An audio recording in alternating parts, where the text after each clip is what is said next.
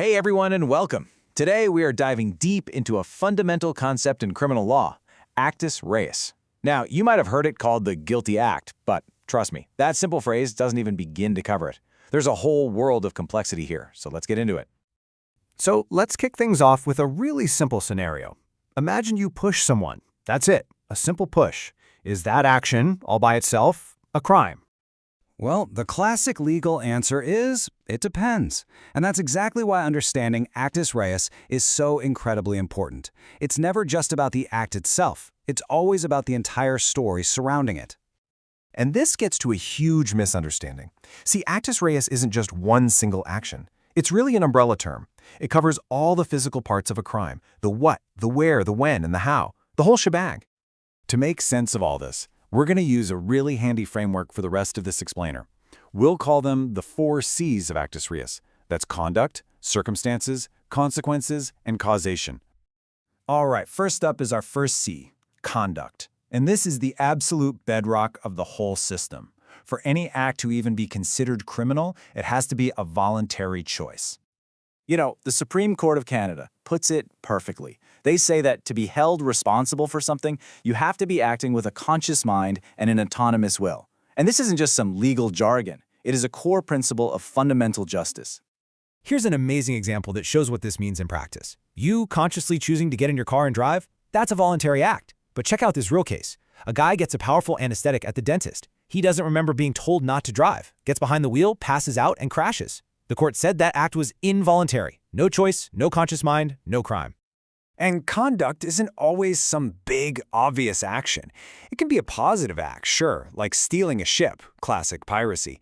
But it can also be an omission. That's a failure to act when you have a legal duty, like a parent who fails to provide for their child. Or it can even be a state of being, like simply being in possession of stolen property. Okay, on to our second C, circumstances. And let me tell you, this is where context becomes everything. The very same act can be totally fine one minute and a serious crime the next. It all depends on the situation. Just think about the simple act of applying force to another person. Happens all the time, right? Could be a handshake, a high five, maybe a friendly tap on the shoulder in a crowded bar. Now let's add one single crucial circumstance. You do it without that person's consent. And boom, just like that, the act is transformed into the crime of assault. The action itself didn't change one bit, but that single circumstance, the lack of consent, made all the difference in the world. Our third C is all about consequences. For certain crimes, the actus reus just isn't complete until a specific prohibited result actually happens. For instance, the crime of homicide requires a very specific consequence, the death of a human being. Without that result, it's not homicide. Same thing with criminal negligence causing bodily harm. It requires actual harm. Or the crime of mischief. It requires damage to property.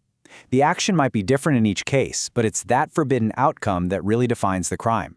Which brings us to our final and probably most complicated C, causation. So, when a crime requires a specific result, it's not enough for the prosecution to just point to the act and the result.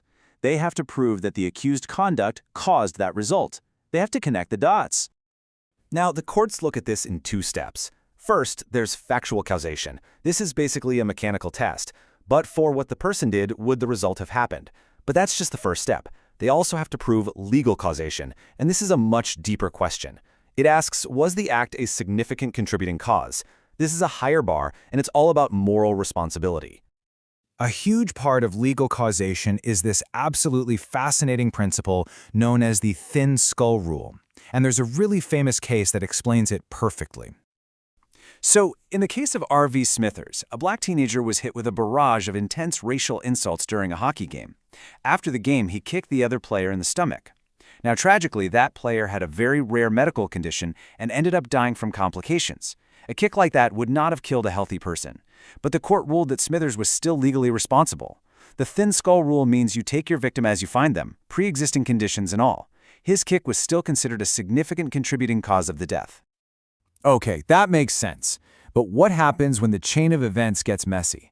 What if there's an intervening act, like someone else jumps in after the first attack? Well, this exact question came up in the case R.V. Mabin. Here's what happened. 2 brothers attack a guy in a bar and leave him unconscious on a pool table. Just seconds later, a bouncer shows up and also hits the man in the head. The victim dies, but the doctors can't say for sure which blow was the fatal one. So, here's the question. Did the bouncer's punch break the chain of causation for the brothers? The Supreme Court said no, it didn't break the chain. The test was exactly the same. Despite what the bouncer did, were the brothers' original punches still a significant contributing cause of the death? The court basically said it was reasonably foreseeable that in a big bar fight, other people might get involved. So the brothers were still on the hook, legally responsible for the outcome. So let's bring it all home with a quick recap of our 4 C's. To really get the actus reus, you have to ask these questions. Was the conduct voluntary? What were the critical circumstances? Did a prohibited consequence happen? And finally, was there a clear line of causation? So why is all this so important? Because it shows that justice isn't about looking at a single, isolated snapshot in time. The law demands that we look at the entire story, the conduct, the context, the results, and the chain of events that connects them all together. Which leaves us with one last thing to think about. If you start a fight and someone else jumps in and finishes it, are you still responsible for how it ends? As we've seen today, the answer is a whole lot more complicated than you might think. Thanks for digging into this with me.